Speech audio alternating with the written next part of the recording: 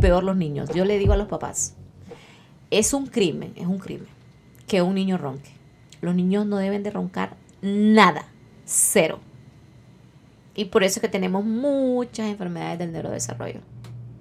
Ahorita tenemos un boom del déficit de atención. Sí, eso es el dolor de muchos padres. Es de una, familia, o sea, ¿no? ahorita es una cosa, está en En auge, está de moda.